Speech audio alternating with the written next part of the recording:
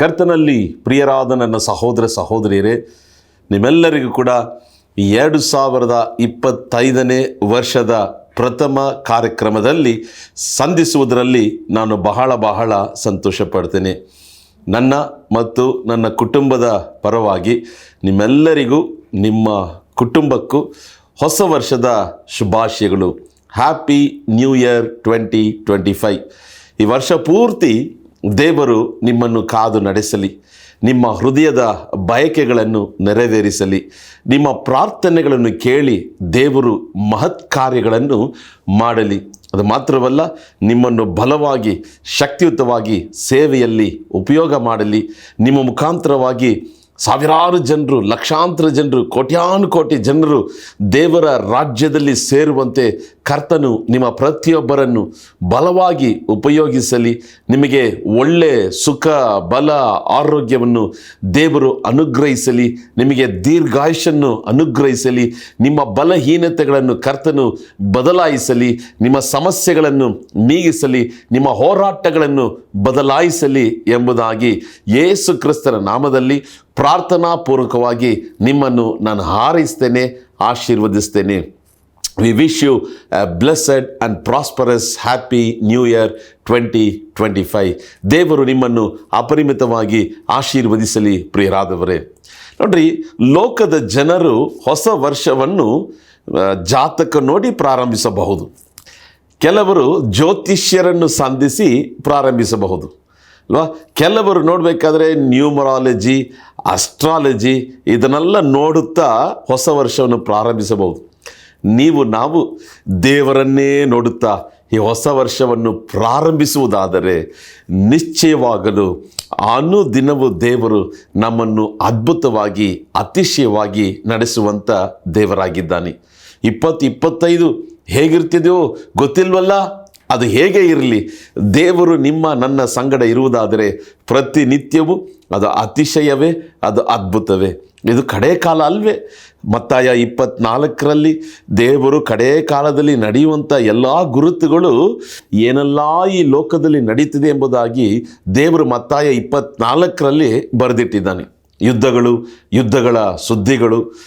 ಅದು ಮಾತ್ರವಲ್ಲ, ಜನರೆಲ್ಲ ಕೂಡ ಅವರು ಹಣಕ್ಕಾಗಿ ಅನೇಕ ರೀತಿಯಾದ ತಪ್ಪು ಕೆಲಸಗಳನ್ನು ಮಾಡುವವರಾಗಿರ್ತಾರೆ. ಪ್ರೀತಿಯು ತಣ್ಣಗಾಗ್ತದೆ, ನಂಬಿದವರು ಕೂಡ ವಂಚನೆಗೊಳಗಾಗ್ತಾರೆ. ಈ ರೀತಿಯಾಗಿ ನಾನಾ ಕಾರ್ಯಗಳು ನಡೆಯುತ್ತಾ ಇರ್ತದೆ. ಪ್ರಿಯರಾದವರೇ, ಭೂಕಂಪಗಳು, ನಾನಾ ಕಾರ್ಯಗಳು ನಡೀತಾ ಇರ್ತದೆ. ಆದರೆ ಇದರ ಮಧ್ಯದಲ್ಲಿ ದೇವರು ತನ್ನ ಜನರಿಗೆ ಆತನು ಒಳ್ಳೆಯವನಾಗಿದ್ದು ಅವರನ್ನು ಕಾಪಾಡುತ್ತಾ ಅವರನ್ನು ನಡೆಸುವಂಥ ಒಳ್ಳೆಯ ದೇವರಾಗಿದ್ದಾನೆ. ಕಡೇ ಕಾಲದ ಆಪತ್ತುಗಳು ಒಂದು ಕಡೆಗೆ ನಡೆಯುತ್ತಾ ಇರ್ತದೆ. ಅದರ ಮಧ್ಯದಲ್ಲಿ ನಾನು ಯೇಸುವನ್ನು ನಂಬಿರುವುದರಿಂದ ಆ ಯೇಸು ನಮ್ಮನ್ನು ಕೈ ಬಿಡುವುದಿಲ್ಲ. ಈ ಕಡೇ ಕಾಲದ ಆಪತ್ತಿನಿಂದ ನಮ್ಮನ್ನು ಕಾಪಾಡಿ, ನಮ್ಮನ್ನು ತಪ್ಪಿಸಿ ಅದ್ಭುತವಾಗಿ, ಅತಿಶಯವಾಗಿ ಆತನು ನಡೆಸುವಂಥ ದೇವರಾಗಿದ್ದಾನೆ. ಈ ವರ್ಷದ ಪ್ರಾರಂಭದಲ್ಲಿ ನಿಮ್ಮನ್ನು ಬಲಪಡಿಸುವುದಕ್ಕಾಗಿ, ನಿಮ್ಮನ್ನು ಉತ್ತೇಜನಪಡಿಸುವುದಕ್ಕಾಗಿ ದೇವರು ತನ್ನ ವಾಗ್ದಾನಗಳನ್ನು ಕೊಟ್ಟು ನಿಮ್ಮನ್ನು ಆಶೀರ್ವದಿಸುವುದಕ್ಕಾಗಿ ಇಂದಿನ ಧ್ಯಾನಕ್ಕಾಗಿ ನ್ಯಾಯಸ್ಥಾಪಕರು 6ನೇ ಅಧ್ಯಾಯ ಅದರ 12ನೇ ವಾಕ್ಯ. ನ್ಯಾಯಸ್ಥಾಪಕರು 6ನೇ ಅಧ್ಯಾಯ ಅದರ 12ನೇ ವಾಕ್ಯವನ್ನು ಓದುತ್ತೇನೆ ಮೊದಲು. ಅದಾದ ನಂತರ 12ರಿಂದ 16ನೇ ವಾಕ್ಯದ ತನಕ ನಿಮಗಾಗಿ ನಾನು ಓದಿ ಒಂದು 3 ಅಂಶಗಳನ್ನು ನಿಮ್ಮೊಟ್ಟಿಗೆ ನಾನು ಹಂಚಿಕೊಳ್ಳಲು ಬಯಸುತ್ತೇನೆ. ಯೆಹೋವನ ದೂತನು ಗಿದಿಯೋನನಿಗೆ ಪ್ರತ್ಯಕ್ಷನಾಗಿ ಅವನಿಗೆ, ಪರಾಕ್ರಮಶಾಲಿಯೇ, ಯೆಹೋವನು ನಿನ್ನ ಸಂಗಡ ಇದ್ದಾನೆ ಅಂದನು. ಆಮೆನ್. ಪ್ರಿಯರಾದವರೇ, ಈ ಹೊಸ ವರ್ಷವನ್ನು ಪ್ರಾರಂಭಿಸ್ತಾ ಇದ್ದೀರಲ್ಲ, ದೇವರು ನಿಮ್ಮೊಟ್ಟಿಗೆ ತನ್ನ ವಾಗ್ದಾನವನ್ನು ಮಾತಾಡ್ತಿದ್ದಾನೆ. ನಿಮ್ಮನ್ನು ನೋಡಿ ಏನು ಹೇಳ್ತಿದ್ದಾನೆ ಗೊತ್ತಾ? ಯಾವ ರೀತಿಯಾದಂಥ ಹಾರೈಕೆಗಳನ್ನು ದೇವರು ಹೇಳ್ತಿದ್ದಾನೆ ಗೊತ್ತಾ? ಕೆಲವರು ಏನು ಹೇಳ್ತಾರೆ ಹೊಸ ವರ್ಷದ ಪ್ರಾರಂಭದಲ್ಲಿ, happy new year brother, shalom, ನಾನಾ ರೀತಿಯಾದಂಥ ಹಾರೈಕೆಗಳನ್ನು ಹೇಳ್ತಿದ್ದಾರೆ. ಆದರೆ ಗಿದಿಯೋನನಿಗೆ ಹೇಳಿದಂಥ ಅದೇ ಹಾರೈಕೆಯನ್ನು ದೇವರು ಈ ಹೊಸ ವರ್ಷ ಪ್ರಾರಂಭದಲ್ಲಿ ನಿಮ್ಮೊಟ್ಟಿಗೆ ಆತನು ಹೇಳ್ತಿದ್ದಾರೆ. ಏನು ಹೇಳ್ತಿದ್ದಾನೆ? ಪರಾಕ್ರಮಶಾಲಿಯೇ, ಯೆಹೋವನು ನಿನ್ನ ಸಂಗಡವಿದ್ದಾನೆ. Amen. Mighty valour, mighty warrior, the Lord God is with you. Judges 6:12. ಪರಾಕ್ರಮಶಾಲಿಯೇ, ಯೆಹೋವನು ನಿಮ್ಮ ಸಂಗಡ ಇದ್ದಾನೆ. ಪ್ರಿಯ ಸಹೋದರ, ಪ್ರಿಯ ಸಹೋದರಿ, ಹೊಸ ವರ್ಷ ಪ್ರಾರಂಭದಲ್ಲಿ ಪರಲೋಕ ದೇವರ ಹಾರೈಕೆ, ಪರಲೋಕ ದೇವರ ವಾಗ್ದಾನ, ಪರಲೋಕ ದೇವರ ಆಶೀರ್ವಾದ ನಿಮ್ಮನ್ನು ನೋಡಿ ಕರ್ತನು ಹೇಳ್ತಿದ್ದಾನೆ, ಪರಾಕ್ರಮಶಾಲಿಯೇ ಯೆಹೋವನು ನಿಮ್ಮ ಸಂಗಡ ಇದ್ದಾನೆ. ಪರಾಕ್ರಮಶಾಲಿಯೇ, ಭೂಮಿ ಆಕಾಶವನ್ನು ಉಂಟು ಮಾಡಿದಂಥ ದೇವರು ನಿಮ್ಮ ಸಂಗಡ ಇದ್ದಾರೆ. 13ರಿಂದ 16ನೇ ವಾಕ್ಯದ ತನಕ ಓದಿ ಒಂದು 3 ಅಂಶಗಳನ್ನು ನಿಮ್ಮನ್ನು ಬಲಪಡಿಸುವಂತೆ ಪವಿತ್ರಾತ್ಮನು ಈ ವರ್ಷದ ಪ್ರಥಮ ಸಂದೇಶದಲ್ಲಿ ಆತನು ಮಾತಾಡಲಿದ್ದಾನೆ. 13ನೇ ವಾಕ್ಯ, ಆಗ ಗಿದ್ಯೋನನು ಅವನಿಗೆ, ಸ್ವಾಮಿ, ಯೆಹೋವನು ನಮ್ಮ ಸಂಗಡ ಇದ್ದರೆ ನಮಗೆ ಇದೆಲ್ಲ ಯಾಕೆ ಸಂಭವಿಸಿತು? ನಮ್ಮ ಹಿರಿಯರು ಯೆಹೋವನು ಅದ್ಭುತಗಳನ್ನು ನಡೆಸಿ ತಮ್ಮನ್ನು ಐಗುಪ್ತದಿಂದ ಬಿಡಿಸಿದ ನೆಂಬುದಾಗಿ ವಿವರಿಸುತ್ತಿದ್ದರು. ಅಂಥ ಅದ್ಭುತಗಳು ಈಗೆಲ್ಲಿವೆ? ಆತನು ನಮ್ಮನ್ನು ತಿರಸ್ಕರಿಸಿ ಮೀದ್ಯಾನರ ಕೈಗೆ ಒಪ್ಪಿಸಿ ಬಿಟ್ಟಿದ್ದಾನಲ್ಲ ಅನ್ನಲು ಯೆಹೋವನು ಅವನನ್ನು, ಚೆನ್ನಾಗಿ ನೋಡು, ನಾನು ನಿನ್ನನ್ನು ಕಳುಹಿಸುತ್ತೇನೆ, ಹೋಗು, ನಿನ್ನ ಈ ಬಲದಿಂದ ಇಸ್ರಾಯೇಲರನ್ನು ಮೀದ್ಯಾನರಿಂದ ಬಿಡಿಸು ಎಂದು ಹೇಳಿದನು. 15ನೇ ವಾಕ್ಯ, ಆಗ ಗಿದ್ಯೋನನು ಆತನಿಗೆ, ಸ್ವಾಮಿ, ನಾನು ಇಸ್ರಾಯೇಲರನ್ನು ರಕ್ಷಿಸುವುದು ಹೇಗೆ? ಮನಸ್ಸೆ ಕುಲದಲ್ಲಿ ನನ್ನ ಮನೆಯು ಕನಿಷ್ಠವಾದದ್ದು ಮತ್ತು ನಾನು ನನ್ನ ಕುಟುಂಬದಲ್ಲಿ ಅಲ್ಪನು ಅನ್ನಲು ಯೆಹೋವನು ಅವನಿಗೆ, 16ನೇ ವಾಕ್ಯ, ನಾನು ನಿನ್ನ ಸಂಗಡ ಇರುವುದರಿಂದ ನೀನು ಮೀದ್ಯಾನರೆಲ್ಲರನ್ನು ಒಬ್ಬ ಮನುಷ್ಯನನ್ನೋ ಎಂಬಂತೆ ಸಂಹರಿಸಿ ಬಿಡುವಿ ಅಂದನು. ಪ್ರಿಯರಾದವರೇ, ಇಲ್ಲಿ ಇಬ್ಬರು ಮಾತಾಡಿಕೊಳ್ಳುತ್ತಿದ್ದಾರೆ. ಒಬ್ಬನ ಹೆಸರು ಗಿದ್ಯೋನ, ಇನ್ನೊಬ್ಬನು ದೇವದೂತನು. ನೋಡ್ರಿ, ಇಸ್ರಾಯೇಲ್ ಜನರು ತಪ್ಪು ಮಾಡಿದ್ರಿಂದ ದೇವರು ಅವರನ್ನು ಶತ್ರುವಿನ ಕೈಗೆ ಒಪ್ಪಿಸಿಕೊಟ್ಬಿಟ್ಟ. ಮೀದ್ಯಾನಿಯರು, ಅಮಲೇಕಿಯರು, ಮೂಡನ ದೇಶದವರು ಬಂದು ಇಸ್ರಾಯೇಲ್ ಜನರು ಅವರ ಬೆಳೆಯನ್ನು ಬೆಳೆಸಿರುವುದಾದರೆ ಅದೆಲ್ಲವನ್ನು ಕದ್ಕೊಂಡು ಹೋಗ್ತಿದ್ರು, ಹಾಳು ಮಾಡ್ತಿದ್ರು. ಅವರ ದವಸ ಧಾನ್ಯಗಳನ್ನೆಲ್ಲ ಹಾಳು ಮಾಡ್ತಿದ್ರು, ಅವರ ನೆಲಗಳನ್ನೆಲ್ಲ ಹಾಳು ಮಾಡ್ತಿದ್ರು, ಅವರ ಸ್ವಾಸ್ಥ್ಯಗಳನ್ನೆಲ್ಲ ಹಾಳು ಮಾಡ್ತಿದ್ರು. ಕಾರಣವೇನು? ದೇವರೇ ತನ್ನ ಜನರನ್ನು ಶತ್ರುವಿನ ಕೈಗೆ ಒಪ್ಪಿಸಿಕೊಟ್ಟ ಕಾರಣ ಇಸ್ರಾಯೇಲ್ ಜನರು ದೇವರಿಗೆ ಮೆಚ್ಚುಗೆ ಇಲ್ಲದಂಥ ಕಾರ್ಯಗಳನ್ನು ಮಾಡ್ತಿದ್ರು. ನಿಮ್ಮ ನೋಡಿಕೊಳ್ಳೋ ಒಂದು ಎಚ್ಚರಿಕೆಯ ಮಾತನ್ನು ನಾನು ಹೇಳಲು ಬಯಸ್ತೇನೆ. ದಯವಿಟ್ಟು ದೇವರ ವಾಕ್ಯದನುಸಾರವಾಗಿ ನಮ್ಮ ಜೀವನವನ್ನು ನಡೆಸಲು ನಾವು ಸಮರ್ಪಿಸೋಣ, ನಾವು ಒಪ್ಪಿಸಿಕೊಡೋಣ. ಒಂದು ವೇಳೆ ನಾವು ಕೂಡ ದೇವರಿಗೆ ಮೆಚ್ಚುಗೆ ಇಲ್ಲದಂಥ ಕಾರ್ಯಗಳನ್ನು ಮಾಡುವುದಾದರೆ, ದೇವರಿಗೆ ಅವಿಧೇಯತನವಾಗಿ ನಾವು ನಡೆದುಕೊಳ್ಳುವುದಾದರೆ, ನಾವು ದೇವರ ಕರದಲ್ಲಿ ಇರೋದಿಲ್ಲ, ಶತ್ರುವಿನ ಕರದಲ್ಲೇ ಇರ್ತೇವೆ. ಶತ್ರು ಏನು ಮಾಡ್ತಾನೆ? ಯೋಹಾನ 10:10 ಪ್ರಕಾರ ಕದ್ದುಕೊಳ್ಳುವುದಕ್ಕೂ ಕೊಯ್ಯುವುದಕ್ಕೂ ಹಾಳು ಮಾಡೋದಕ್ಕೂ ಆತನು ಬರ್ತಾನೆ. ಈ ಇಸ್ರಾಯೇಲ್ ಜನರು ಒಂದೇ ಹೋರಾಟ, 7 ವರ್ಷಗಳು ಹೋರಾಟ. ಕಾರಣ ಸುಖವಾಗಿರಕ್ಕಾಗ್ತಿಲ್ಲ, ಸಂತೋಷವಾಗಿರಕ್ಕಾಗ್ತಿಲ್ಲ. ಕಾರಣ ಕರ್ತನ ಕರವು ತೆಗೆಯಲ್ಪಟ್ಟಿದೆ, ಶತ್ರುವಿನ ಕರವು ಅವರ ಮೇಲೆ ಇದೆ. ನಿಮ್ಮ ನೋಡಿದ ಪ್ರಶ್ನೆ ಕೇಳ್ತೀನಿ, ಕರ್ತನ ಕರವಿದೆಯಾ? ಶತ್ರುವಿನ ಕರದಲ್ಲಿದ್ದೀರಾ? ಆಮೇನ್. ಕರ್ತನ ಕರವು ತೆಗೆಯಲ್ಪಟ್ಟಿರುವುದಾದರೆ ಆ ಜೀವನ ತುಂಬ ಘೋರವಾಗಿರ್ತದೆ. ಸಹೋದರ ಸಹೋದರಿಯೇ, ಧೈರ್ಯವಾಗಿ ದೇವರಿಗೆ ಮೆಚ್ಚುಗೆಲ್ಲದಂಥ ಪಾಪಗಳನ್ನು ಮಾಡಬೇಡ. ಇದು ತಪ್ಪು ಅಂತ ತಿಳಿದ ನಂತರ ಆ ತಪ್ಪನ್ನು ಮಾಡಬೇಡ. ಈ ಮದುವೆಗೆ ಒಪ್ಪಬಾರದು, ದೇವರ ಚಿತ್ತ ಇಲ್ಲ ಅಂತ ಗೊತ್ತಿದ್ರು ಕೂಡ ಅದಕ್ಕೆ ಮುಂದೆ ಹೋಗಬೇಡ. ಈ ಸೇವೆಯನ್ನು ಮಾಡಬಾರ್ದು, ಅದಕ್ಕೆ ನೀನು ಕರೆಯಲ್ಪಟ್ಟಿಲ್ಲ ಎಂಬುದಾಗಿ ದೇವರು ಸ್ಪಷ್ಟವಾಗಿ ಮಾತಾಡಿದ್ರು, ಅದಕ್ಕೆ ಮುಂದೆ ಸಾಗಬೇಡ. ಈ ವ್ಯಾಪಾರವನ್ನು ಮಾಡಬಾರ್ದು, ದೇವರ ಚಿತ್ತವಿರುವುದಾದರೆ ಅದನ್ನು ಮಾಡಲು ನೀನು ಮುಂದೆ ಹೋಗಬೇಡ. ಕಾರಣ ದೇವರಿಗೆ ಮೆಚ್ಚುಗೆಲ್ಲದಂಥ ಕಾರ್ಯಗಳನ್ನು ಮಾಡುವಾಗ ದೇವರ ಕರ ತೆಗೆಯಲ್ಪಡುತ್ತದೆ, ಶತ್ರುವಿನ ಕರ ಇಡಲ್ಪಡುತ್ತದೆ. ನೋಡ್ರಿ, ಈಗ ಇವರು ಮೀದ್ಯಾನರು, ಅಮಲೇಕಿಯರು, ಮೂಡದ ದೇಶದ ಜನರು ಬಂದು ಇಸ್ರಾಯೇಲರನ್ನು ಹಾಗೆ ಕುಗ್ಗಿಸ್ತಾ ಇದ್ರು. ಹೆದರಿಕೆಯಲ್ಲಿ, ಭಯದಲ್ಲಿ ಜೀವಿಸ್ತಾ ಇದ್ರು. ಕಾರಣ ಇವರು ಚೆನ್ನಾಗಿ ಬೆಳೆಸಿರುವುದಾದರೆ ಆ ಮೀದ್ಯಾನರು ಬಂದು ಎಲ್ಲವನ್ನು ದರೋಡೆ ಮಾಡ್ಕೊಂಡು ಹೋಗಿ ಹಾಳು ಮಾಡಿಬಿಟ್ಟು ಹೋಗ್ತಾ ಇದ್ರು. ಆದರೆ ಈ ಜನರು ಏನು ಮಾಡಿದ್ರು? ದೇವರನ್ನು ನೋಡಿ ಕೂಗಿ ಕರೆದ್ರು. ಇದೆಲ್ಲ ನ್ಯಾಯಸ್ಥಾಪಕರ 6ನೇ ಅಧ್ಯಾಯ 1ನೇ ವಾಕ್ಯದಿಂದ ಓದಬೇಕಾದ್ರೆ ಗೊತ್ತಾಗ್ತದೆ. ದೇವರನ್ನು ನೋಡಿ ಕೂಗಿದ್ರು. ದೇವರು ನೋಡಿ ಕೂಗಿದ್ರೆ ದೇವರು ಮನ ಮರುಗ್ತಾನೆ. ಆಮೇಲೆ ಒಂದು ವೇಳೆ ಇವರು ದೇವರಿಗೆ ಮೆಚ್ಚುಗೆಲ್ಲದ ಕಾರ್ಯಗಳನ್ನು ಮಾಡಿದಾಗ್ಯೂ ಪುನಃ ಮನ ತಿರುಗಿ ನೀವು ನಾನು ದೇವರು ನೋಡಿ ಕೂಗುವುದಾದರೆ ದೇವರು ನಮಗೆ ಮನ ಮರುಗುತ್ತಾನೆ. ಯೋನನು ಅವನು ಎಲ್ಲೇ ಹೋಗಬೇಕಾಗಿತ್ತು? ತರ್ಷೀಷ್ಗೆ ಅಲ್ವಾ? ನಿನೆವೆ ಪಟ್ಟಣಕ್ಕೆ ಹೋಗಬೇಕಾದಂಥ ಯೋನನು ತರ್ಷೀಷ್ಗೆ ಹೋದ. ಆದರೆ ಅವನು ಮೀನಿನ ಹೊಟ್ಟೆಯಲ್ಲಿ ಹೋಗಿ ದೇವರನ್ನು ನೋಡಿ ಕೂಗುದ, ಮನ ತಿರುಗಿದ. ದೇವರು ಅವನಿಗೆ ಹೊಸ ಜೀವನವನ್ನು ಕೊಟ್ಟರು. ನೋಡ್ರಿ, ಆ ಕೆಟ್ಟ ಕುಮಾರ ಅಂತ ಹೇಳ್ತಾರಲ್ಲ, ಕಿರಿ ಮಗ ತಂದೆಯ ಮನೆಯನ್ನು ಬಿಟ್ಟು ದೂರ ಹೋದ್ರ ಮನ ತಿರುಗಿ ಬಂದಾಗ ದೇವರು ಅವನಿಗೆ ಒಂದು ಹೊಸ ಜೀವನವನ್ನು ಕೊಟ್ಟನು. ನಾವು ಒಂದು ವೇಳೆ ದೇವರನ್ನು ಬಿಟ್ಟು ದೂರ ಹೋಗಿರುವುದಾದರೆ ಈ ಹೊಸ ವರ್ಷದ ಪ್ರಾರಂಭದಲ್ಲೇ ಇಸ್ರಾಯೇಲ್ ಜನರ ಹಾಗೆ ದೇವರು ನೋಡಿ ಕೂಗ್ರಿ, ದೇವರು ಮನ ಮರುಗ್ತಾನೆ, ದೇವರು ಕನಿಕರಿಸ್ತಾನೆ, ದೇವರು ನಿಮ್ಮನ್ನು ಪುನಃ ವಿಮೋಚಿಸ್ತಾನೆ. ದೇವರ ಹೆಸರೇ ವಿಮೋಚಕನು. ಆಗ ಒಬ್ಬನ ಮೇಲೆ ದೇವರ ಆತ್ಮನು ಬಂದು ಆತನ ಪ್ರವಾದನೆ ಹೇಳ್ತಾನೆ. ಆ ಪ್ರವಾದನೆ ಹೇಳಿದ ನಂತರ ಈಗ ದೇವದೂತನು ಗಿದಿಯೋನನನ್ನು ಸಂಧಿಸ್ತಾನೆ. ಈ ಗಿದಿಯೋನ ಏನು ಮಾಡ್ತಿದ್ದಾನೆ?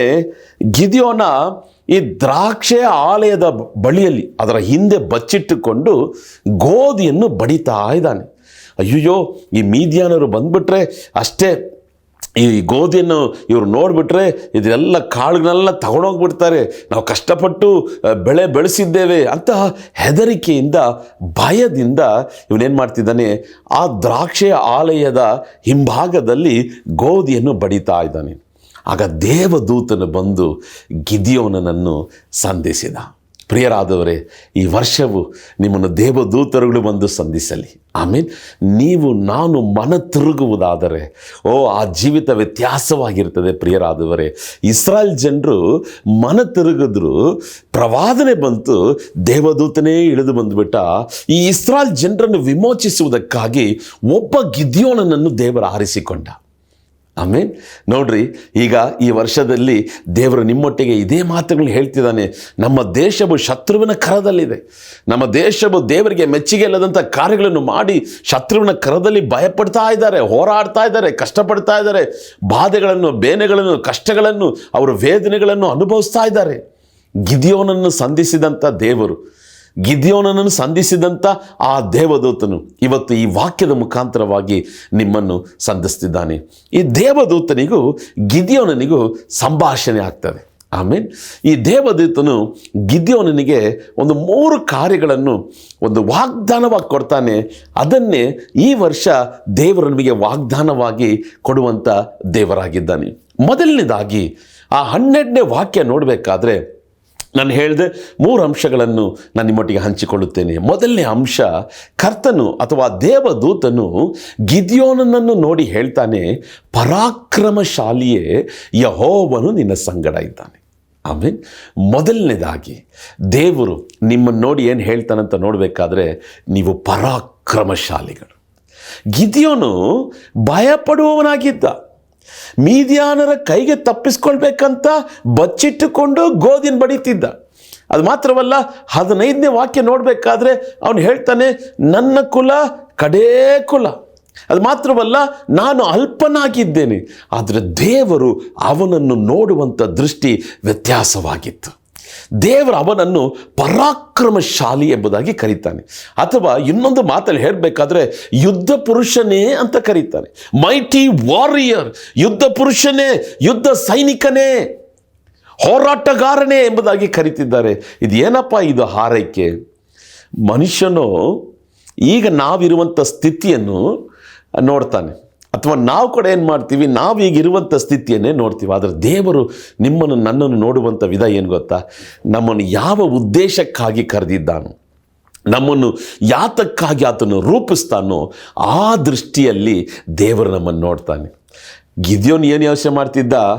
ಭಯಪಡುವವನು, ಅಲ್ಪನು, ತನ್ನ ಕುಲ ಕಡೇ ಕುಲ ಎಂಬುದಾಗಿ. ಆದರೆ ದೇವರ ದೃಷ್ಟಿಯಲ್ಲಿ ಅವನು ಪರಾಕ್ರಮಶಾಲಿ. ಪ್ರಿಯ ಸಹೋದರ, ಪ್ರಿಯ ಸಹೋದರಿ, ಇವತ್ತು ಅದನ್ನೇ ದೇವರು ಈ ವರ್ಷದ ಪ್ರಾರಂಭದಲ್ಲಿ ನಿಮ್ಮೊಟ್ಟಿಗೆ ಮಾತಾಡ್ತಿದ್ದಾನೆ. ಆತನು ನಿಮ್ಮನ್ನು ನೋಡಿ ಹೇಳ್ತಿದ್ದಾನೆ, ನೀನು ಸಾಧಾರಣವಾದವಳಲ್ಲ, ನೀನು ಸಾಧಾರಣವಾದವನಲ್ಲ, ನೀನು ಪರಾಕ್ರಮಶಾಲಿ.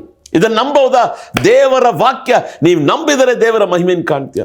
ಅಯ್ಯಯ್ಯೋ, ಜನರು ನನ್ನ ನೋಡಿ ಯೂಸ್ಲೆಸ್ ಅಂತ ಹೇಳ್ತಾರೆ, ನಾಲಾಯಕ್ ಅಂತ ಹೇಳ್ತಾರೆ, ಯಾವುದಕ್ಕೂ ನಿನಗೆ ಪ್ರಯೋಜನ ಇಲ್ಲದವಳು ನೀನೆಲ್ಲ ಯಾಕೆ ಹುಟ್ಟಿದೆ ಎಂಬುದಾಗಿ ಹೇಳ್ತಾರೆ, ನನ್ನನ್ನು ಗೇಲಿ ಪರಿಹಾಸ್ಯ ಮಾಡ್ತಾರೆ.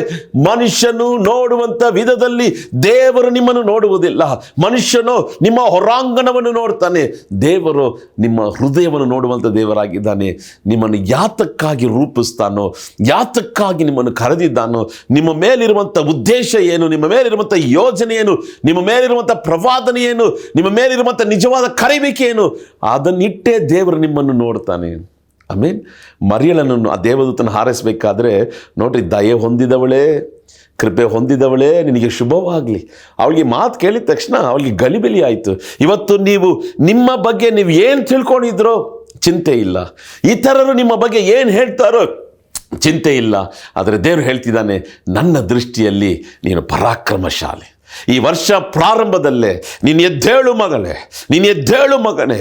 ಈ ದೇಶವನ್ನು ದೇವರ ಕಡೆಗೆ ಸ್ವಾಧೀನ ಮಾಡಿಕೊಳ್ಳುವುದಕ್ಕಾಗಿ, ಈ ದೇಶದ ಆತ್ಮಗಳನ್ನು ಆದಾಯ ಮಾಡುವುದಕ್ಕಾಗಿ ಕರ್ತನು ನಿನ್ನನ್ನು ಪರಾಕ್ರಮಶಾಲಿ ಎಂಬುದಾಗಿ ಕರೀತಿದ್ದಾನೆ. You are not an ordinary person, but you are a mighty warrior.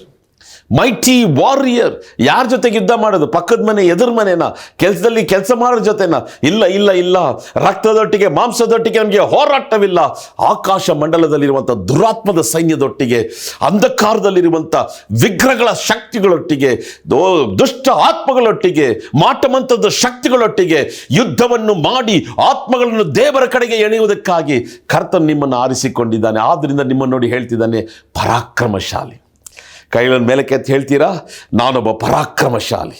ನಿಮ್ಮ ಅಪ್ಪ, ನಿನ್ನಮ್ಮ ನಿನ್ನ ಬಗ್ಗೆ ಏನು ಹೇಳ್ತಾರೋ ಪರವಾಗಿಲ್ಲ, ನಿನ್ನ ಫ್ರೆಂಡ್ಸ್ ನಿನ್ನ ಬಗ್ಗೆ ಏನು ಹೇಳ್ತಾರೋ ಪರವಾಗಿಲ್ಲ, ನಿನ್ನ ಸಭೆಯವರು ನಿನ್ನ ಬಗ್ಗೆ ಏನು ಹೇಳ್ತಾರೋ ಪರವಾಗಿಲ್ಲ. ದೇವರ ದೃಷ್ಟಿಯಲ್ಲಿ ನನ್ನ ಪ್ರಿಯ ಸಹೋದರ, ನೀನು ಓದಿರ್ಬೋದು, ಓದದೇ ಇರಬಹುದು, ನೀನು ಕಾಸಿಟ್ಕೊಂಡಿರ್ಬೋದು, ಕಾಸಿಲ್ಲದೆ ಇರಬಹುದು, ಸುಂದರವಾಗಿರ್ಬೋದು, ಸುಂದರವಾಗಿಲ್ಲದೆ ಇರಬಹುದು, ಕುಳ್ಳಿಗಿರ್ಬೋದು ಅಥವಾ ಉದ್ದಕ್ಕಿರ್ಬೋದು, ನೀನು ಯಾರೇ ಆಗಿರು, ದೇವರ ದೃಷ್ಟಿಯಲ್ಲಿ ನೀನು ಪರಾಕ್ರಮಶಾಲಿ ಆಗಿದ್ಯಾ. Amen, hallelujah. ದೇವರು ನಮ್ಮನ್ನು ನೋಡುವಂಥ ವಿಧವು ಮನುಷ್ಯ ನಮ್ಮ ನೋಡುವಂಥ ವಿಧಕ್ಕೂ ಒಂದು ವ್ಯತ್ಯಾಸ ಇದೆ ಪ್ರಿಯರಾದವರೇ. ದೇವರ ದೃಷ್ಟಿಯಲ್ಲಿ ನೀವು ನಾನು ಪರಾಕ್ರಮಶಾಲಿಗಳು. Hallelujah, hallelujah. ಈ ವಾಕ್ಯನ ಹೇಳ್ತಾನೇ ಇರಿ. ಈ ವರ್ಷದ ಪ್ರಾರಂಭದಲ್ಲೇ ದೇವರು ನಿಮಗೆ ವಾಗ್ದಾನ ಕೊಡ್ತಿದ್ದ, ನೀನು ಸಾಧಾರಣವಾದವಳಲ್ಲ, ನೀನು ಸಾಧಾರಣವಾದವನಲ್ಲ, ನೀನು ದೇವರಿಂದ ಉಂಟು ಮಾಡಲ್ಪಟ್ಟವನು, ನೀನು ದೇವರಿಂದ ಉಂಟು ಮಾಡಲ್ಪಟ್ಟವಳು, ನೀನು ಪರಾಕ್ರಮಶಾಲಿ. ಎರಡನೇದಾಗಿ ದೇವರು ಹೇಳ್ತಿದ್ದಾನೆ ಗೊತ್ತಾ, ಈ ಗಿದ್ಯೋನನಿಗೆ ಆ ದೇವದೂತನು, ನಿನಗಿರುವಂಥ ಈ ಬಲದಲ್ಲಿ ಹೋಗು, ನಿನ್ನನ್ನು ಕಳುಹಿಸುವವನು ನಾನಲ್ಲವನು. ಆಮೇಲೆ 14ನೇ ವಾಕ್ಯ, ನಿನಗಿರುವಂಥ ಬಲದಲ್ಲಿ ಹೋಗು. ಇವತ್ತು ಈ ಕಾರ್ಯಕ್ರಮ ನೋಡುವಂಥ ನಿಮ್ಮನ್ನು ನೋಡಿ ದೇವರು ಹೇಳ್ತಿದ್ದಾನೆ, ಯಾವುದೋ ಒಂದು ಕಾರ್ಯವನ್ನು ಮಾಡುವುದಕ್ಕಾಗಿ ದೇವರು ನಮ್ಮನ್ನು ಆರಿಸ್ಕೊಂಡಿದ್ದಾನಲ್ಲ, ಯಾವುದೋ ಒಂದು ಸೇವೆ, ಯಾವುದೋ ಒಂದು ಕೆಲಸ, ಅಥವಾ ಮನೆ ಕಟ್ಟುವಂಥ ಕಾರ್ಯವಾಗಿರ್ಬೋದು, ಅಥವಾ ನಿನ್ನ ಮನೆಯಲ್ಲಿ ಒಂದು ವಿವಾಹ ನಡೆಸುವಂಥ ಕಾರ್ಯವಾಗಿರ್ಬೋದು, ಅಥವಾ ಸಭೆಯಲ್ಲಿ ಒಂದು ನಿರ್ದಿಷ್ಟವಾದಂಥ ಸೇವೆ ಮಾಡುವಂಥ ಕಾರ್ಯವಾಗಿರ್ಬೋದು, ಅಥವಾ ನಿನ್ನ ಸೇವೆಯಲ್ಲಿ ನಾನಾ ರಾಜ್ಯಗಳಿಗೆ ಹೋಗಿ ಸೇವೆ ಮಾಡುವಂಥ ಕಾರ್ಯಗಳಾಗಿರ್ಬೋದು. ನೀನು ಒಂದು ವೇಳೆ ನನಗೆ ಬಲ ಇಲ್ವಲ್ಲ, ನಾನು ಏನು ಮಾಡಲಿ, ನಾನು ಮುಂದೆ ಹೋಗ್ಬೋದಾ, ಮುಂದೆ ಹೋಗಬಾರ್ದಾ ಎಂಬುದಾಗಿ ಕಳವಳದಲ್ಲಿ, ಆಂತಕದಲ್ಲಿ ನೀನು ಕೂತಿರುವುದಾದರೆ ದೇವರು ನಿನ್ನನ್ನು ನೋಡಿ ಹೇಳ್ತಿದ್ದಾನೆ, ನನ್ನ ಮಗಳೇ, ನನ್ನ ಮಗನೇ, ನಿನಗಿರುವಂಥ ಈ ಕೊಂಚ ಬಲದಲ್ಲಿ ಹೋಗು, ನಿನ್ನನ್ನು ಕಳುಹಿಸುವಂಥ ದೇವರು ನಾನಾಗಿದ್ದೇನೆ. ಆಮೇಲೆ ಅನೇಕ ಸಾರಿ ನಾವು ಮನೆಯಲ್ಲೇ ಕೂತ್ಕೊಂಡ್ಬಿಡ್ತೇವೆ. ಇಲ್ಲ ಇಲ್ಲ, ಈ ವರ್ಷ ಅಲ್ಲ, ನಮ್ಮ ಉಸಿರಿರುವ ತನಕ ಮನೇಲಿ ಕೂತ್ಕೊಳ್ಳುವುದಕ್ಕಾಗಿ ನಾವು ಕರೆಯಲ್ಪಡಲಿಲ್ಲ. ಎದ್ದು ಹೊರಡಬೇಕ್ರಿ. ಈ ಇರುವಂಥ ಬಲದಲ್ಲಿ ಹೋಗು. ಕೆಲವೊಂದು ಸಾರಿ ನಾವು ಹೇಳ್ತೀವಿ, ನಾನು ಇನ್ನೂ ಸ್ವಲ್ಪ ಕಲ್ತ್ಕೊಂಡು ಆಮೇಲೆ ಹೋಗ್ತೇನೆ, ನಾನು ಇನ್ನೂ ಸ್ವಲ್ಪ ಹಾಡನ್ನು ಕಲ್ತ್ಕೊಂಡ್ಬಿಟ್ಟು ಆಮೇಲೆ ನಾನು ಚರ್ಚಿಗೆ ಕೊಯ್ಯರೊಳಗೆ ಜಾಯ್ನ್ ಆಗ್ತೇನೆ, ನಾನು ಇನ್ನೂ ಸ್ವಲ್ಪ ಪ್ರಾರ್ಥನೆಲ್ಲ ಕಲ್ತ್ಕೊಂಡು ಆಮೇಲೆ ನಾನು ಸೇವೆಗೆ ಹೋಗ್ತೀನಿ. ಇಲ್ಲ ಇಲ್ಲ, ನೀನು ಹೋಗು, ಇರುವಂಥ ಈ ಕೊಂಚ ಬಲದಲ್ಲಿ ಹೋಗು. Go with the strength what you have, for the lord is sending you. ದೇವರೇ ನಿಮ್ಮನ್ನು ಕಳಿಸ್ತಾ ಇದ್ದಾನೆ. ಆಮೇಲೆ ನೀವು ಒಂದು ಹೆಜ್ಜೆ ಇಡುವುದಾದರೆ ದೇವರು ನಿಮ್ಮನ್ನು ಬಲಪಡಿಸುತ್ತಾ ಹೋಗ್ತಿರ್ತಾನೆ. ನೀವಿರುವಂಥ ಸ್ವಲ್ಪ ಬಲದಲ್ಲಿ ಹೋಗಬೇಕಾದ್ರೆ ದೇವರು ನಿಮ್ಮನ್ನು ಬಲವನ್ನು ಹೆಚ್ಚಿಸ್ತಲೇ ಇರ್ತಾನೆ. ನೀವು ನಡೆಯುತ್ತಾ ನಡೆಯುತ್ತಾ ನಡೆಯುತ್ತಾ ಬಲ ಹೆಚ್ಚುತ್ತಾ ಇರ್ತದೆ. ನೀವು ಒಂದೇ ಜಾಗದಲ್ಲಿ ಕೂತುಕೊಳ್ಳುವುದಾದರೆ ಬಲ ಇಲ್ಲ ಪ್ರಿಯರಾದವರೇ. ಸಭೆಗೆ ಹೋಗಿ 10 ವರ್ಷ 15 ವರ್ಷ ಆಗ್ತಿದೆ, ಇನ್ನೂ ಸಭೆಯಲ್ಲೇ ಕೂತಿದ್ದೇವೆ ಅಲ್ವಾ. ದೇವರು ಹೇಳ್ತಿದ್ದಾನೆ, ಎದ್ದೇಳು, ಎದ್ದೇಳು ಗಿದ್ಯೋನನೇ, ನೀನು ಎದ್ದೇಳು. ನಿನ್ನ ಅಲ್ಪ ಅಂತ ಹೇಳ್ತಿದ್ಯಾ, ನಿನ್ನ ಕುಲ ಕಡೇ ಕುಲ ಅಂತ ಹೇಳ್ತಿದ್ಯಾ, ನೀನು ಇರುವಂಥ ಬಲದಲ್ಲಿ ಹೋಗಪ್ಪ, ನೀನು ಇರುವಂಥ ಬಲದಲ್ಲಿ ಹೋಗು. ಮೀದ್ಯಾನರ ಕೈಯಿಂದ ನನ್ನ ಜನರನ್ನು ನೀನು ರಕ್ಷಿಸಬೇಕು, ಬಿಡಿಸ್ಬೇಕು. ಅದೇ ನಿನ್ನ ಮೇಲೆ ಇರುವಂಥ ಕರೆಯುವಿಕೆ. ನಾನು ನಿನ್ನನ್ನು ಕಳುಹಿಸ್ತಿದ್ದೆ. ಆಮೇಲೆ ಒಂದು ಸಂಸ್ಥೆ ಗಿದ್ಯೋನನ್ನು ಕಳಿಸ್ಲಿಲ್ಲ, ಒಂದು ಸಭೆ ಗಿದ್ಯೋನನ್ನು ಕಳಿಸ್ಲಿಲ್ಲ, ಒಬ್ಬ ಮನುಷ್ಯನನ್ನು ಗಿದ್ಯೋನನ್ನು ಕಳಿಸ್ಲಿಲ್ಲ. ಆದರೆ ಭೂಮಿ ಆಕಾಶವನ್ನು ಉಂಟು ಮಾಡಿದಂಥ ಸರ್ವಶಕ್ತನಾದಂಥ ದೇವರು ಗಿದ್ಯೋನನ್ನು ಕಳಿಸ್ತಾ ಇದ್ದಾನೆ. ಇವತ್ತು ನಿಮ್ಮನ್ನು ನೋಡಿ ದೇವರು ಅದನ್ನೇ ಹೇಳ್ತಿದ್ದಾನೆ. ಆಮೇಲೆ ಯಾರಿಗೆಲ್ಲ ಈ ವಾಕ್ಯವು ದೇವರವರ ಆತ್ಮದೊಟ್ಟಿಗೆ ಮಾತಾಡ್ತಿದ್ದಾನೆ, ಇದು ಕೂತುಕೊಳ್ಳುವಂಥ ಸಮಯವಲ್ಲ, ಇದು ಎದ್ದು ಕರ್ತನಿಗಾಗಿ ಇರುವಂಥ ಬಲದಲ್ಲಿ ಹೊರಡುವಂಥ ಒಂದು ಸಮಯ ಪ್ರಿಯರಾದವರೇ. ಯಾಕೆಂದು ಗೊತ್ತಾ? ದೇವರೇ ನಿಮ್ಮನ್ನು ಕಳಿಸ್ತಾ ಇದ್ದಾನೆ. ಆಮೇನ್. ದೇವರೇ ನಿಮ್ಮನ್ನು ಕಳಿಸ್ತಾ ಇದ್ದಾನೆ. Go go with the strength what you have. ಅನೇಕ ಸಾರಿ ನನಗೆ ಏನು ಗೊತ್ತಿಲ್ಲ ನನ್ನ ಬಲ ಇಲ್ಲ, ನನ್ನ ಬಲ ಹೀನನು, ನನ್ನ ಅಪ್ರಯೋಜನ, ನಾನು ಧೂಳು, ನಾನು ಬೂದಿ, ನಾನು ಯಾವುದಕ್ಕೂ ಪ್ರಯೋಜನ ಇಲ್ಲ, ಇದನ್ನು ಹೇಳಿ ಹೇಳಿ ಹೇಳಿ ಹೇಳಿ ಅಷ್ಟೇ 30 ವರ್ಷ 40 ವರ್ಷ ಕ್ರೈಸ್ತ ಜೀವಿತನೇ ಮುಗಿಸ್ಬಿಟ್ಟಿದ್ದೀವಿ. ಇಲ್ಲ, ದೇವರು ಹೇಳ್ತಿದ್ದಾನೆ, ನೀನು ಎದ್ದೇಳು, ಏಳು, ಪ್ರಕಾಶಿಸು. ಬೆಳಕು ಬಂತು, ಕರ್ತನ ತೇಜಸ್ಸು ನಿನ್ನ ಮೇಲೆ ಉದಯವಾಗಿದೆ. ಏಷಯ 61. ನೀನು ಎಷ್ಟು ದಿನ ಕೂತಿರ್ತೀಯ? ನೀನು ಎದ್ದೇಳು ಮಗನೇ, ನೀನು ಎದ್ದೇಳು ಮಗಳೇ, ಇರುವಂಥ ಈ ಬಲದಲ್ಲಿ ಹೋಗು. ಆಮೇಲೆ ನೀನು ಹೋಗ್ತಾ ಹೋಗ್ತಾ ಹೋಗ್ತಾ ಬಲವು ಹೆಚ್ಚುತ್ತಾ ಹೋಗ್ತದೆ. ಮೀದ್ಯಾನರ ಕೈಯಿಂದ ನಾನು ನನ್ನ ಜನರನ್ನು ರಕ್ಷಿಸ್ತೇನೆ. ಭಾರತ ದೇಶವನ್ನು ನೋಡು ಪ್ರಿಯ ಸಹೋದರ, ಅನೇಕ ಜಾಗಗಳಲ್ಲಿ, ಯಾಕೆ ಅನೇಕ ಜಾಗ, ಎಲ್ಲ ಜಾಗಗಳಲ್ಲಿ ವಿಗ್ರಹದ ಶಕ್ತಿಗಳು, ವ್ಯಭಿಚಾರದ ಆತ್ಮಗಳು, ಕಟ್ಟಲ್ಪಟ್ಟಂಥ ಜನರು, ಬಡತನ, ದರಿದ್ರ, ವ್ಯಾಧಿ ಪೀಡಿತರು, ಮಾಟ ಮಂತ್ರದಲ್ಲಿ ಮುಳುಗಿರುವಂಥ ಜನರು ಹೋರಾಡ್ತಿದ್ದಾರೆ, ಕಷ್ಟಪಡ್ತಿದ್ದಾರೆ. ಆದರೆ ನಾನು ಏನು ಮಾಡ್ತಿದ್ದೀವಿ? ಕೂತಿದ್ದೀವಿ. ನಾನು ಏನು ಮಾಡ್ತಿದ್ದೀವಿ? ನಾನು ಅಲ್ಪನು, ನನಗೇನು ಗೊತ್ತಿಲ್ಲ ಅಂತ ಹೇಳ್ತಿದ್ದೆ. ದೇವರ ದೃಷ್ಟಿಯಲ್ಲಿ ನೀನು ಪರಾಕ್ರಮಶಾಲಿ. ನಾನೇನು ಮಾಡಿದೆ? ನನಗೆ ಬಲ ಇಲ್ಲ, ಬಲ ನೀಡಯ್ಯ, ಬಲ ನೀಡಯ್ಯ. ಇನ್ನು ಎಷ್ಟು ದಿವಸ ಅದನ್ನು ಹಾಡ್ತಾ ಇರ್ತೀರಾ? ದೇವ್ರ ವಾಕ್ಯ ಹೇಳ್ತಿದೆ, ಆತನ ಬಲ ಕೊಡ್ತಾನೆ. ನೀನು ಒಂದು ಹೆಜ್ಜೆ ಇಡುವುದಾದರೆ ಮುಂದೆ ಆತನ ಬಲ ಹೆಚ್ಚುತ್ತಾ ಹೋಗ್ತದೆ. ನೀನು ಇರುವಂಥ ಬಲದಲ್ಲಿ ಹೋಗಪ್ಪ. ನಾನು ಕಳಿಸ್ತಾ ಇದ್ದೇನೆ. ಆಮೇಲೆ ನಾನು ಕಳಿಸ್ತಾ ಇದ್ದೇನೆ. ಗಿದ್ಯೋನನಿಗೆ ದೇವರ ವಾಗ್ದಾನ, ನಿನಗಿರುವಂಥ ಈ ಬಲದಲ್ಲಿ ನೀನು ಹೋಗು, ನಾನು ನಿನ್ನನ್ನು ಕಳಿಸ್ತಾ ಇದ್ದೇನೆ. ಒಂದು ಆಮೇಲೆ ಹೇಳ್ತೀರಾ? ಹಲ್ಲೆಲೂಯಾ. ಸೊ ಮೊದಲನೇ ಅಂಶ, ದೇವರು ಗಿದ್ಯೋನನ್ನು ನೋಡಿ ಹೇಳ್ದ, ಪರಾಕ್ರಮಶಾಲಿ. ದೇವರ ದೃಷ್ಟಿಯಲ್ಲಿ ನಾನು ಪರಾಕ್ರಮಶಾಲಿಗಳು. ಇದನ್ನು ಹೇಳ್ತಾನೇ ಇರಿ, ನಾನೊಬ್ಬ ಯುದ್ಧ ಪುರುಷ, ನಾನು ಪರಾಕ್ರಮಶಾಲಿ. ಎರಡನೇದಾಗಿ ದೇವರು ಏನು ಹೇಳ್ತಿದ್ದಾನೆ? ನಿನಗಿರುವಂಥ ಈ ಬಲದಲ್ಲಿ ಹೋಗು, ನಾನು ನಿನ್ನನ್ನು ಕಳಿಸ್ತಾ ಇದ್ದೇನೆ. ದೇವರು ನಮ್ಮನ್ನು ಕಳಿಸ್ತಾ ಇದ್ದಾನೆ. ಈ ವಾಕ್ಯವು ಪರಲೋಕದಿಂದ ಬರುವಂಥ ಒಂದು ವಾಗ್ದಾನ, ಪರಲೋಕದಿಂದ ಬರುವಂಥ ಒಂದು ಮಾತು, ಪರಲೋಕದಿಂದ ಬರುವಂಥ ಕರ್ತನ ವಾಕ್ಯ. ನೀನು ಹೋಗು, ಇರುವಂಥ ಈ ಕೊಂಚ ಬಲದಲ್ಲಿ ನೀನು ಹೋಗು, ನಾನು ನಿನ್ನನ್ನು ಕಳಿಸ್ತಿದ್ದೇನೆ. ಮೂರನೇದಾಗಿ, ಕಡೆಯದಾಗಿ ದೇವರ ವಾಗ್ದಾನ ಏನು ಗೊತ್ತಾ? ದೇವರು ನಿನ್ನ ಸಂಗಡ ಇದ್ದಾನೆ. ಆಮೇಲೆ 12ನೇ ವಾಕ್ಯ, 16ನೇ ವಾಕ್ಯ, ದೇವರು ನಿನ್ನ ಸಂಗಡ ಇದ್ದಾನೆ. ಆಮೇಲೆ ನೀನು ಪರಾಕ್ರಮಶಾಲಿ, ಇರುವಂಥ ಈ ಬಲದಲ್ಲಿ ನೀನು ಹೋಗು, ಕರ್ತನೇ ನಿನ್ನನ್ನು ಕಳಿಸ್ತಾ ಇದ್ದಾನೆ. ಕಾರಣ ದೇವರು ನಿನ್ನ ಸಂಗಡ ಇದ್ದಾನೆ.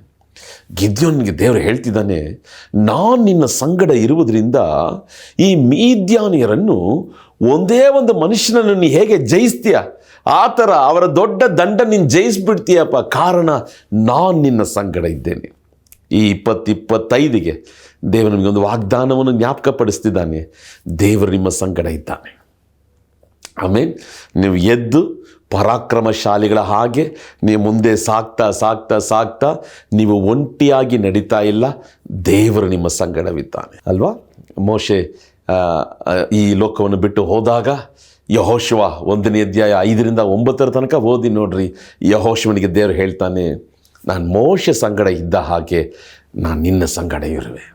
ಆಮೇಲೆ ಜೀವಮಾನದಲ್ಲ ಒಬ್ಬನು ನಿನಗೆ ವಿರುದ್ಧವಾಗಿ ಎದ್ದು ನಿಂತುಕೊಳ್ಳಲು ಸಾಧ್ಯವಿಲ್ಲ. ನಾನು ಮೋಶೆ ಸಂಗಡ ಇದ್ದ ಹಾಗೆ ನಾನು ನಿನ್ನ ಸಂಗಡ ನಾನು ಇರುವೆ ಮಗನೇ. ಆಮೇಲೆ ನೋಡ್ರಿ, ಯುಗದ ಸಮಾಪ್ತಿಯವರೆಗೂ ನಾನು ನಿಮ್ಮ ಸಂಗಡ ಇರುವೆ ಎಂಬುದಾಗಿ ಯೇಸು ಹೇಳಿದ್ದಾನೆ. ಇಮ್ಮಾನುವೇಲ್, ದೇವರು ನಮ್ಮ ಕೂಡ ಇರುವಂಥ ದೇವರು, ನಮ್ಮ ಸಂಗಡ ಇರುವಂಥ ದೇವರು.